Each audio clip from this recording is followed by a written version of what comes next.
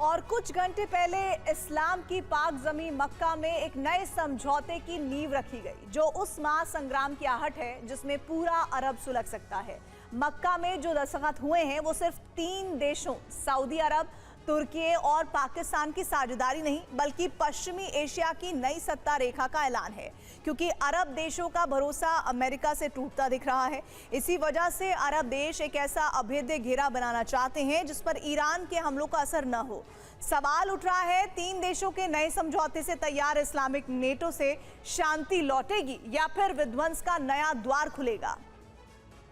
लेकिन अब पश्चिमी एशिया से एक नए संगठन का नाम निकला है, इस्लामिक नेटो, जिसमें फिलहाल 3 देश शामिल हैं, तुर्की, सऊदी अरब और पाकिस्तान। सऊदी अरब के अल सफा पैलेस में 3 देशों के बीच रक्षा समझौते पर हस्ताक्षर हुए, जिसे मकाका समझौता भी कहा जा रहा है। नाटो के आर्टिकल 5 सिद्धांत को ही अपनाया गया है। सिद्धांत है, एक पर हमला सब पर हमला। त्रिपक्षीय समझौते को अरब में खुले तौर पर सुन्नी नाटो के रूप में देखा जा रहा है, जो सीधे तौर पर शिया मुल्क ईरान के लिए चुनौती है। साथ ही अमेरिका पर अरब देशों के टूटते भरोसे का भी जवाब है। इसके अलावा ईरान के प्रॉक्सी गुटों को काउंटर करने के लिए भी बना है। खासतौर से हॉर्मुज में बेरोक टोक शिपिंग इसका पहला टास्क हो सकता है।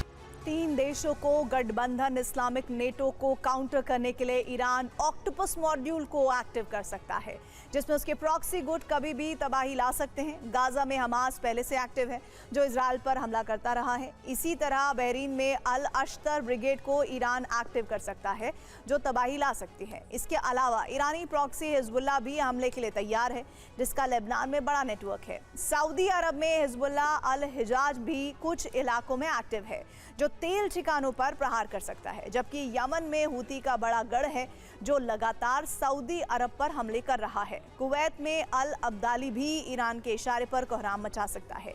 और इस बीच इराक में कताइब हिजबुल्लाह को हमले के लिए तैयार रहने को कहा गया है। साथ ही सीरिया में फातेमियून ब्रिगेड की स्लीपर सेल को एक्टिव कर दिया गया है, जो अरब देशों और अमेरिकी सैन्य ठिकानों पर ड्रोन अटैक कर सकते हैं। अभी भी ईरान के हमलों का खतरा है, जिसमें अरब देशों में ईरान का पहला टारगेट सऊदी अरब की अपकैक प्रोसेसिंग फैसिलिटी है, जहां दुनिया के कुल तेल का 7% उत्पादन होता है, जिसकी रिफाइनिंग क्षमता 70 लाख बैरल प्रतिदिन है। अगर टारगेट सऊदी अरब का ही रास तुनरा रिफाइनरी और टर्मिनल है, जिसकी रिफाइनिंग क्षमता 5.5 बैरल प्रतिदिन है, रोजाना 60 लाख बैरल तेल की लोडिंग टर्मिनल से की जाती है। तीसरा टारगेट सऊदी अरब का ही यानबूर रिफाइनरी और टर्मिनल है।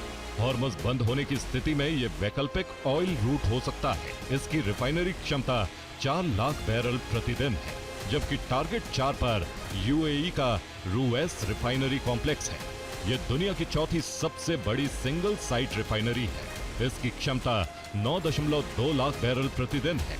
5वें टारगेट पर कतर का रास लपान एलएनजी कॉम्प्लेक्स है। ये दुनिया का सबसे बड़ा एलएनजी प्रोडक्शन सेंटर है। इसकी क्षमता सालाना 7.7 करोड़ टन है। ईरानी प्रॉक्सी हूती इस वक्त काफी सक्रिय है। वो लगातार सऊदी अरब पर हमले कर रहा है। कई इलाकों में भीषण जंग चल रही है। खासतौर से सऊदी यमन सीमावर्ती क्षेत्र धधक रहा है। सऊदी अरब के दक्षिणी प्रांत में सबसे ज्यादा नुकसान हुआ है। यहाँ हूती ने बड़े हमले किए हैं।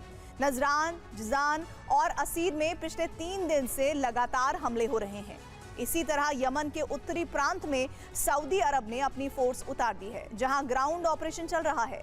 सादा, अल ज़ौफ और हज़ा में हूती और सऊदी में सीधी टक्कर हो रही है।